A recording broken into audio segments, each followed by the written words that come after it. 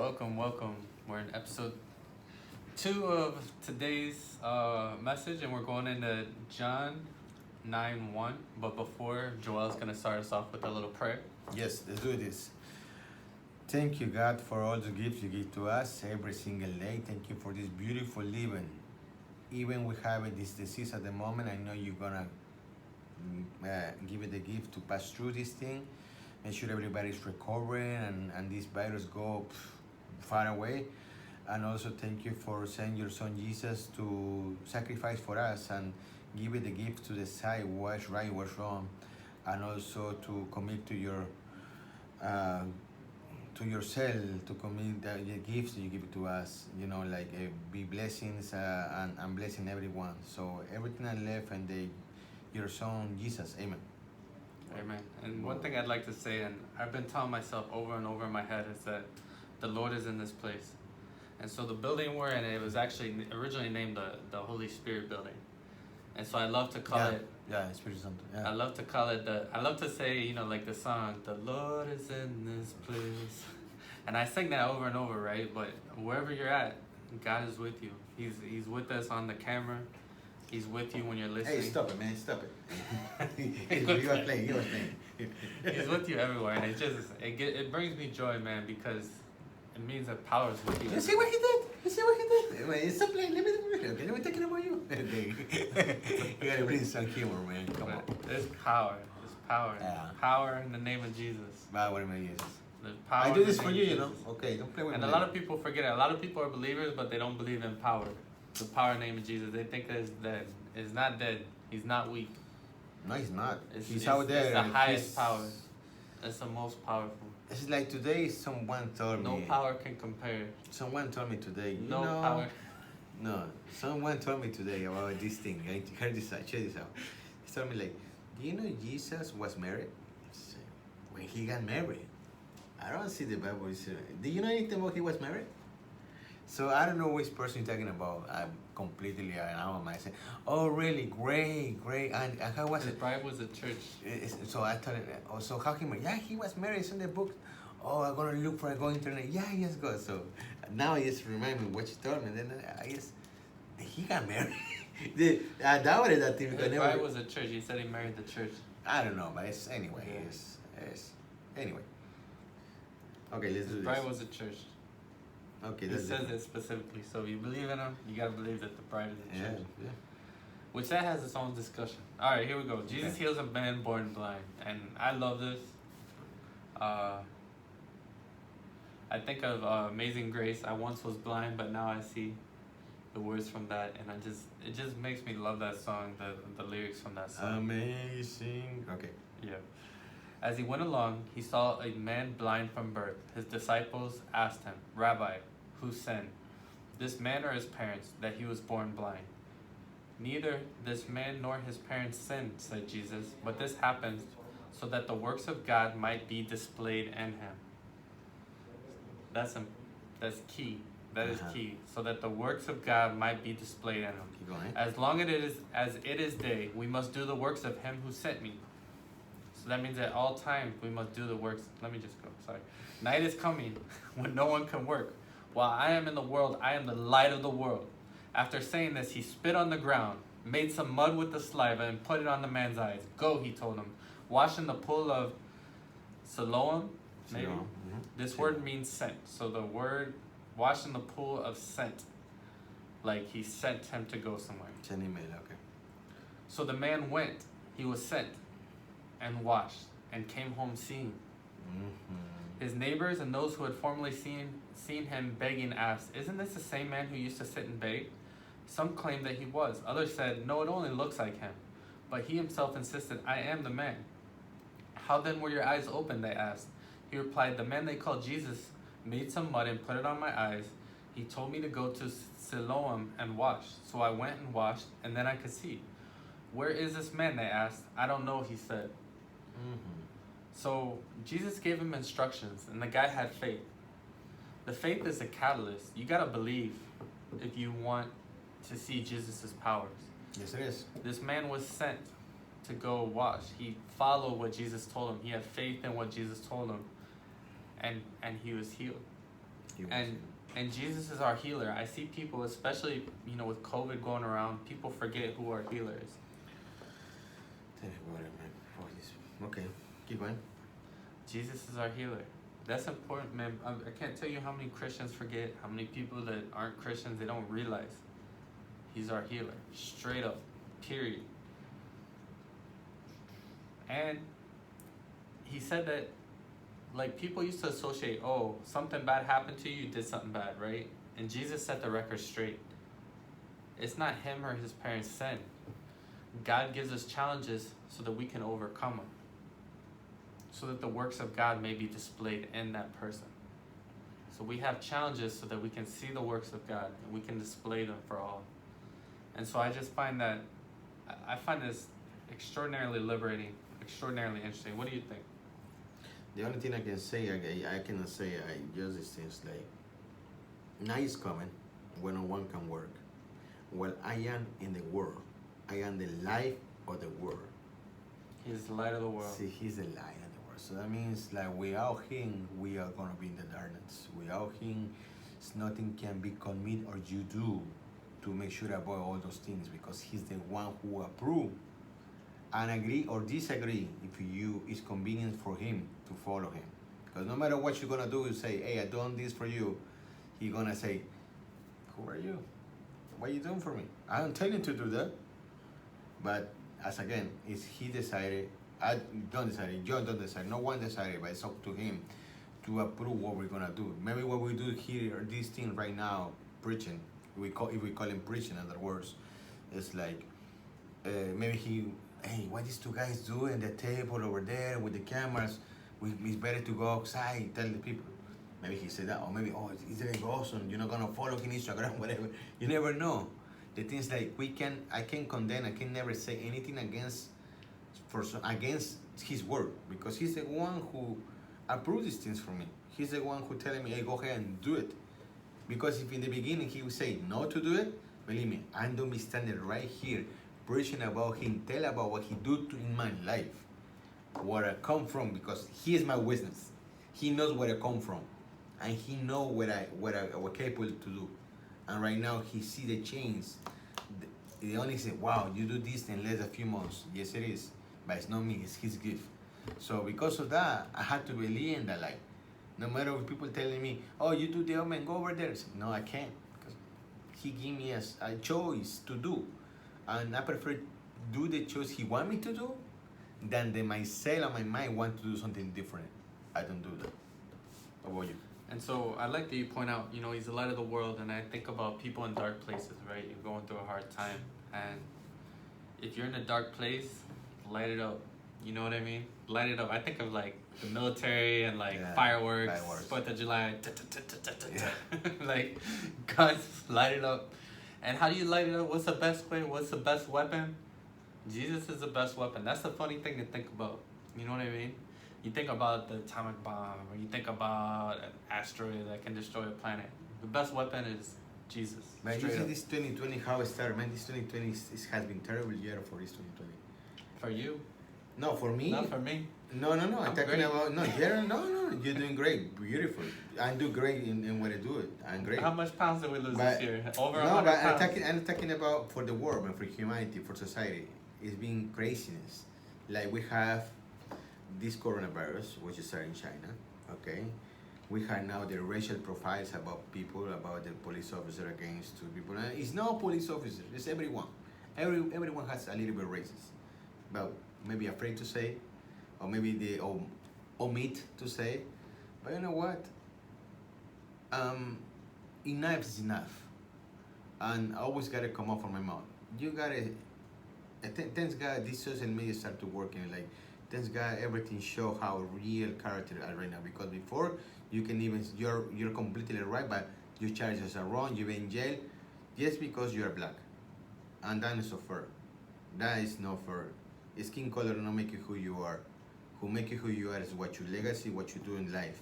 Now, we got different cultures. The Spanish culture is completely different than the American culture, or it's a completely Afro-American culture. It's completely different. But when you join together, we adore one person, which is Jesus. So what make me different, better than you, better than him? and I go to Jesus, hey, choose me because I'm better button than. That's don't work that way. Jesus don't work that way. Jesus work, I choose you because you have a great heart. I choose him because you have a great heart. Regardless, the only thing you gotta do is in this life is like this 2020. Let's see how we only have half of the 2020. We're in July. We have 6 more to go. So let's see how the next 6 months is gonna bring. Because right now, our country is struggling. Everybody's struggling. If our country is struggling right now at the moment, I can imagine the other countries that living by our stand, our country. You know. So I just want to make sense to all the people who is out there if it's hearing. Listen, save the bread for tomorrow. Don't spend the saving that you have at the moment. You never know you're gonna need it. Keep it saving because someday somehow, there's always you're gonna need that. So just try to be calm and positive. Try to do the best way to live it. Because unfortunately this virus is still out there. You have to use this mask or his mask. You gotta use it because that thing changed our living life. We can go now to the beach. We can go to the bars, or we can go to eat in a restaurant. We can. So it's changing a lot, and it's still unknown how we're gonna solution these things. Because people say stay 6 feet away, and now you see somebody they go like 10 feet away. So you don't know that one. So science, period. You don't know.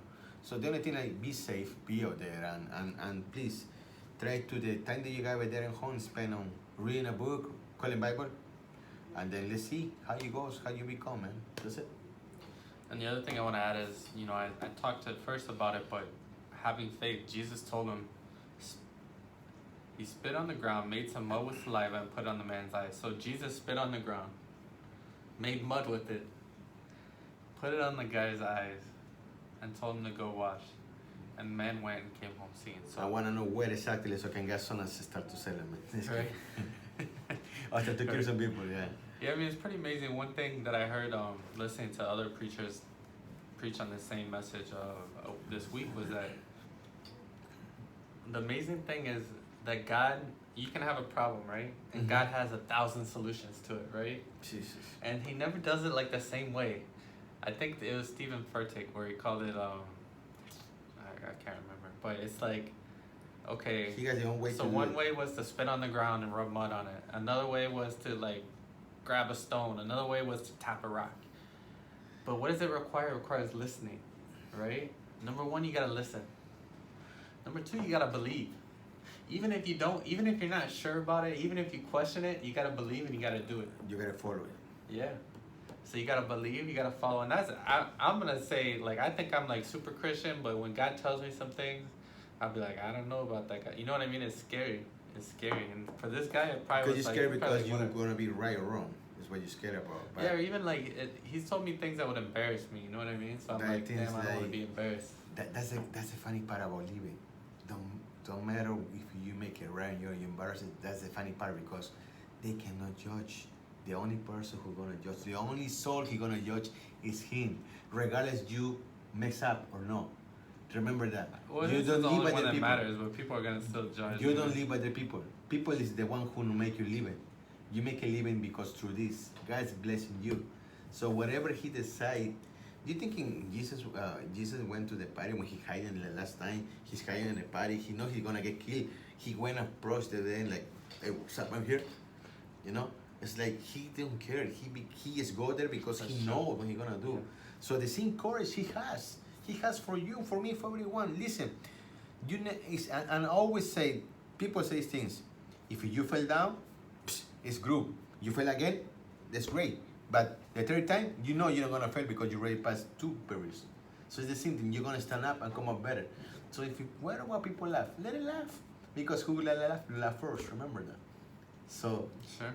yeah, so I mean, Yeah. just take your time. And besides, you are in the 30s. I'm in the 35. No, just kidding. I'm in the 50s. Right? We just make a living, brother. Just make a living.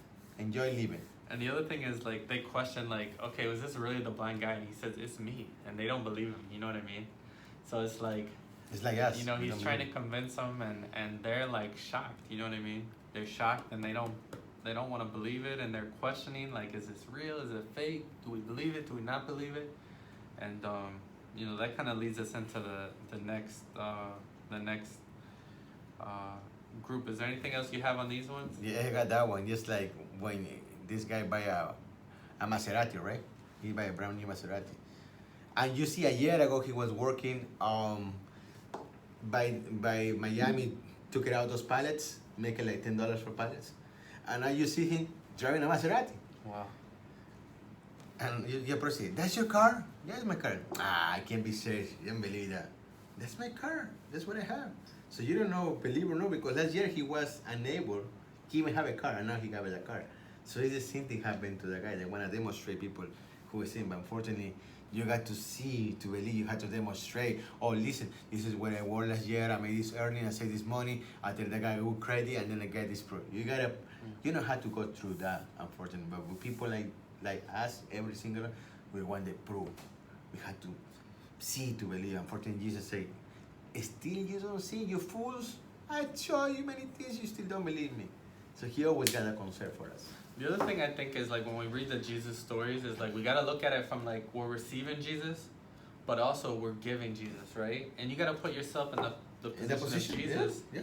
and you're gonna take on Jesus and say like, okay, through Jesus, you go to a blind person, start spitting on mud and rub it on them, tell them to go. But it's real. That's what the Bible's teaching us, is that we can do miracles greater than Jesus, right? And so He's given us like, if you want to be like Jesus, this is what you gotta do. Yeah. When you have people that are struggling, when you have people that are blind, when you have disabled people, you gotta test their faith. You gotta do something that's gonna impact them and their faith and their actions, and it could lead to a miracle. You know what I mean? It's like, how do we create a miracle, right? Do we create a miracle for waiting for Jesus to show up and doing it, or are we gonna be the one that's gonna be Jesus? We're gonna step in Jesus' shoes. We're gonna pretend to be Jesus. That's what He's teaching us. That's what He's teaching you. That's what He's teaching me. I think this the second option is not pretend. Yes, also not be Jesus. It's be you, but with Jesus inside, so you can bless everyone else. And when you do that, because it's the only path you can choose. Because this is what we do. They're gonna take you. You go home, I go home, and then what? But it's the corner is like, come on, man. how we gonna it's do? okay. How we gonna do? You know? Yeah. No, and I think it's such a good lesson. Is like, you know, my life goal. I want to be Jesus. You know what I mean? I want to be just like Jesus. You got the looks more like in the picture. I draw out my hair, but I think everybody that should be their goal that follows them. So it's like, okay, step by step, what's he doing, right? He didn't judge the guy. He said it wasn't about the person's sin or not about his sin. His parents, yeah. And then he had faith, and he channeled the Father through himself to heal the man. And so I just encourage those of you out there, is like, don't give up faith. The guy could be blind his whole life, and he could see once again. It's a miracle. It's a change, a sudden change. It's a flip in reality. The whole reality can flip in an instant. A small instant, a reality can flip like this. And don't forget that, and don't give up on it, and don't deny it, and don't let it go. Like, grab onto it, embrace it, pull it tight, and act on it. And that's what's gonna change your life. That's gonna change your life more than getting up an hour earlier or 15 minutes earlier. That's gonna change your life more than doing sit-ups every day when you get up. Although those are great too. I encourage you to work hard, but that inspiration, that belief, and the miracle, and doing the things that you gotta do to create a miracle. I'll tell you this, I've created miracles, straight up. I have done miracles in the last 2 years that nobody would believe, straight up. Stuff that just blows my mind. It blows my mind. But I've never done anything like that. You know what I mean? But you know the reason I haven't done it is because I never tried. I'll tell you right now, and the reason is because my faith was lacking, right? And that's what the revelation I had right now is that my faith was lacking, and so I'm like, okay, So I'm talking to myself. I gotta be stronger. Mm-hmm. I gotta take more action. Mm-hmm. I gotta take more decisive. Whatever. I was running today. I had a guy asked me for 50 cents, like a ripped, probably Caribbean black guy asked me for money. Mm-hmm. And went through my mind, it was just like the Bible. I was like, I don't have money, but I have Jesus, which is more valuable than 50 cents or any amount of money. Mm-hmm. And I wanted to preach, right? But I was embarrassed. back to embarrassed. I was like, man, I don't want to sit here, lecture this guy. But it's like there's so much you can offer to people through the words of Jesus, about Jesus. You can completely change everything, boom, like this. And it's like when you know that, when you have faith in it, you're gonna act on it. But if you dismay it, like me, I dismiss it. I'm like, oh, I'm embarrassed. Nobody would care about being embarrassed if you knew the power of what it is. It's an example of what you're saying. It's a knife. Okay? 1 second. You're true. No, 1 second. Change. It's true. In 1 second, I can kill you with a knife. Imagine how powerful it is if you take a second and do something productive. Just like that. So Jesus is like, oh, I give you your life. I give you 24/7, 24 hours to enjoy this day. And what you do with 24 hours, because in 1 second you can kill a person. Less than a second. But in a minute you can heal a person. So the symptom that you have at the lack thing, maybe I got the symptom as well, but you know what?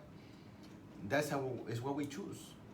Unfortunately, it's nothing we can disagree. Matter of fact, it's something like we come out and say, hey, listen, I was doing this, but now I'm gonna try to become better. And you know what? Who cares? Regardless, who cares if you do it or not do it? The only person you wanna say in the ending is yourself. And you're gonna try to say the person who's around you as well. But you need to put yourself first. All right? But that's not the way he's thinking.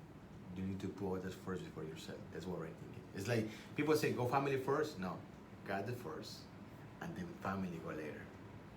Second, and then I go the last one. Yeah. So it's the way that I'm thinking. Before I say, no, me first, and I was wrong. No, it's not first. Him first. I teach my family that have an answer to me, because I will happy when my family is safe and then, So the same way you do, the same way you're right, you want to talk to this Caribbean guy, fine, but unfortunately, you was unable to do, but he sees your heart. He sees what you want to do, but unfortunately, maybe the devil or temptation, the embarrassment, you're going to say something, or maybe this guy is so crazy, they're going to stream me. Maybe you're afraid to that too, to be protected, but you know what? Don't be. Because whatever happens is gonna be what he wants to happen. So thinking about that a little bit, everything's gonna be fine. Yeah, I had a feeling like God told me, he's like, you'll see him again. Yeah. Right. And then he's like, you have one more chance. Yeah, but now you gotta bring $1. Now you gotta have $1 because 50 cents last time, my 50 cents now is $1. 50 cents, find him in the club. Yeah, exactly. You know what I was thinking? I was like, we have all these presidents on like dollar bills. Like, why don't we just have Jesus on all of them? I think that would be great. But it's the separation of but not the thing church like and all state, the, I guess. No, but all the dollar bills, all the coins has. In God we trust. Exactly. So every coin that you go anywhere in the world is God we trust. God is first. So I think about United States, but I think it's like, it's a good question. It should be God the face of God, but remember, guys, Jesus and God is not money. They've never been money. It's like he said. Remember, he put like the coin and say, "Oh, this is the Caesar that belongs to Caesar." Yeah. So Jesus, that's my father money if now. it's Jesus' face, it belongs to Jesus. So the money will not exactly. It still belongs to him, in my mind. The way I look at it. The way you look at it, yeah, cool, but I don't think it's the right way to do it. I don't know. That's my opinion. Anyway, Yeah, so I understand. All right, so we're gonna come back episode 2. Thanks for joining us. Actually, episode 3. We're going on episode 3. One more set of scripture. We're starting on John 9:13 next.